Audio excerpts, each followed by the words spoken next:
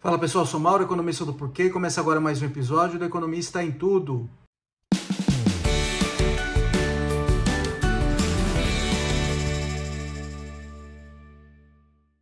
Para você que está chegando por aqui, eu convido a se inscrever no nosso canal e a ligar o sino para receber as notificações. Toda semana 3 a 4 vídeos novos e também dá uma olhada no nosso site www.porquê.com.br que tem bastante conteúdo escrito lá.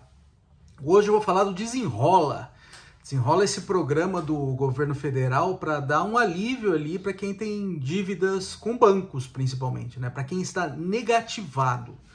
Tá? Então, a pessoa que está negativada, a pessoa que está atrasada em suas obrigações junto a bancos, obrigações de dívida, ou que está, por exemplo, deixou de pagar uma conta de luz ou de água, ia estar muito tempo atrasado. Então, aí entra na Serasa e fica negativado. E ficando negativado é um problemão, né?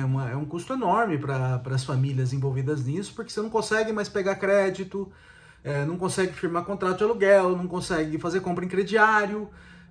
Então, basicamente é um custo gigante. Muitas vezes é um custo psicológico até, tem efeito sobre saúde mental.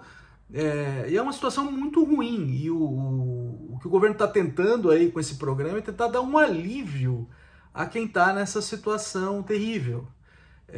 Eu achei o programa uma boa, eu achei o desenho bom, acho que ele ainda tem alguns problemas, mas eu acho que é uma coisa que vale a pena tentar sim. Tá? Então, agora o programa, ele tá... eu acho que outra coisa que eu esqueci de falar, que é bem importante, muitas vezes a pessoa que está nessa situação não consegue sair dessa situação.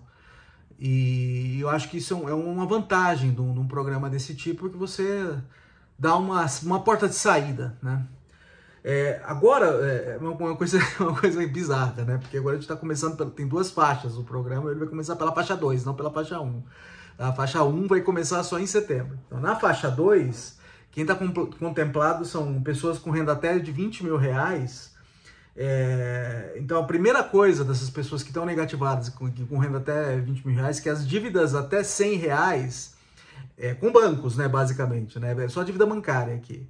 As pessoas deixam de estar negativadas. Essa é uma primeira coisa, tá? Segunda coisa, além disso, as pessoas têm a oportunidade de renegociar suas dívidas com os bancos. Então, os bancos estão oferecendo descontos no montante que é devido, e condições também em parcelamento dessas dívidas, né? O que o banco ganha com isso nessa faixa 2 aqui no caso, é que assim, os bancos eles são... a quantidade de crédito que eles podem oferecer, a quantidade total de crédito que eles podem oferecer é limitado por regulação do governo. Tá? O governo, assim, o banco que adere, o governo dá uma aliviada nessa restrição e permite que o banco empreste mais, ou seja, conceda mais crédito. Então aí tem essa vantagem para o banco também. É voluntário dos dois lados, voluntário tanto do lado do banco como do lado dos clientes. Tá?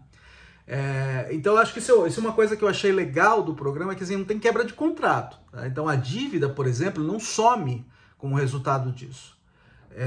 E é voluntário também, não está quebrando nenhum contrato, não tá mexendo não tem uma mudança institucional ruim, no sentido de falar assim, vamos apagar as dívidas, vamos botar assim, restringir brutalmente a taxa de juros. Não, é uma coisa que o governo está facilitando ali, está dando um incentivo do lado para os bancos, né, para eles entrarem nisso. Para os consumidores é óbvio, tem um incentivo muito óbvio. Então, isso é uma coisa bem importante. Não tem, pelo menos nesse primeiro caso aqui na faixa 2, não tem um custo fiscal também, né? O governo está com esse problema fiscal há muito tempo e não é uma coisa que vai afetar diretamente as contas públicas. Então, também eu achei uma coisa legal. Não tem o governo entrando lá, botando dinheiro para perdoar a dívida, por exemplo. Bom, depois, em setembro, o governo promete começar a faixa 1, aí no caso, que na faixa 1 você teria uma atenção a um particular grupo de pessoas mais vulneráveis. Então você teria pessoas com renda até 2 salários mínimos e com dívidas até 5 mil reais. Ali tem uma diferença, ali tem um incentivo maior para o banco, tá? Porque o governo vai instituir um fundo garantidor.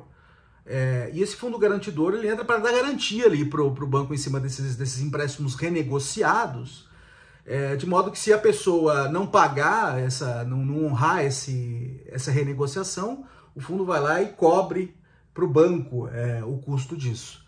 Tá? Então aí tem um incentivo muito maior, porque você está basicamente eliminando o risco do lado do banco. Tá? Então é uma atenção a esse grupo de pessoas com renda mais baixa, de até 2 salários mínimos, e com dívidas até R$5.000. Tá?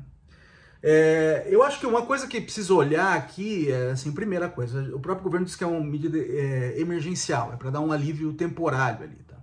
A questão é garantir que esse problema não seja recorrente. E aqui não tem nada para isso nesse sentido, né? Então, no Brasil, as taxas de juros são muito altas, então, mesmo uma dívida que acaba tendo um desconto ali considerável, se a pessoa não cuidar, esses juros acabam incidindo de maneira muito rápida, essa dívida volta. Então, eu acho que é uma coisa que tem que olhar com bastante carinho nesse sentido, assim, medidas para evitar que isso aconteça de novo. Porque senão daqui 1 ou 2 anos a gente está de volta no mesmo lugar onde a gente estava. E aí provavelmente vai ter que fazer um programa parecido. Né? Então o risco de ter um programa recorrente nesse sentido eu diria que é alto. Principalmente se as pessoas não estiverem cientes dos custos que tem a ver com tomar a dívida e o taxa de juros bastante alta. Então acho que precisa cuidar do lado da educação financeira também. Tá? E isso não tem nada, o governo não está mencionando nada em relação a isso. Acho que precisava ter alguma coisa a mais ali. Porque eu entendo que o programa agora é um programa emergencial, é para dar o alívio temporário para as famílias, mas para ter um efeito mais de longo prazo, a gente precisaria de uma intervenção um pouco mais forte ali do lado da educação financeira. Né?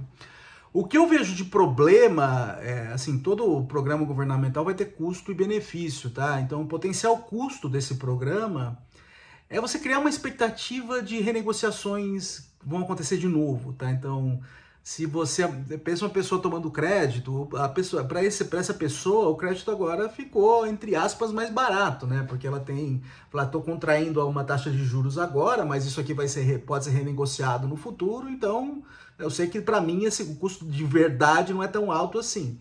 Então, se você gerar uma expectativa de que isso aqui vai ser recorrente no futuro, você pode dar um incentivo às pessoas a se endividarem de novo. E também voltar a essa questão. E do lado dos bancos também, ainda mais se você está garantindo determinados tipos de dívida, o banco pode falar assim, olha, eu posso emprestar meio que sem critério agora, porque eu sei que algumas partes dessas dívidas vão ser depois garantidas por outros programas governamentais, então a gente pode de novo voltar à mesma situação que estava antes, por conta desse incentivo que você está dando aí, se você gerar uma expectativa que vai criar novas renegociações no futuro. Por que isso é uma coisa que me preocupa nesse sentido? Porque isso é uma coisa que já existe no Brasil do lado das empresas e do lado de gastos e pagamento de impostos do lado das empresas. Então o Brasil tem esse programa que chama Refis, e ele é recorrentemente feito de novo, que é renegociação das empresas com relação a dívidas tributárias. Então, com o governo, no caso, né? Então, aí fala assim, por que a empresa vai pagar imposto agora se ela sabe que vai ter uma renegociação no futuro? E essas renegociações, elas acontecem, assim, recorrentemente, tá? E já tem uma expectativa que vai acontecer sempre. Então, a minha preocupação agora com esse programa é que isso gere uma expectativa que a gente volte à mesma situação de novo e volte a ter renegociações no futuro. Tá? Mas eu acho que a iniciativa é boa, só precisa pensar nesses 2 pontos que eu acabei de falar, né? Educação financeira e você pensar o que poderia acontecer se você dá um incentivo errado para as pessoas tomarem mais crédito esperando uma nova negociação, e dos bancos também a concederem mais crédito esperando uma nova negociação. É isso aí, pessoal. Muito obrigado por ter assistido o vídeo. A gente volta a conversar mais na semana que vem. Deem uma olhada no nosso canal, tem bastante conteúdo lá. O endereço é www.porquê.com.br. A gente também traz redes sociais aqui no YouTube, no Facebook, no Instagram e no Twitter.